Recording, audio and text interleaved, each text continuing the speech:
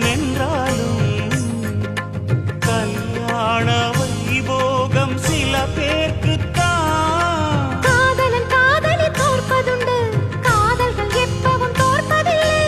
ஓர் மனம் ஒருவரை ஏற்பதுண்டு, இன்னொரு உறவினை ஏற்பதில்லை.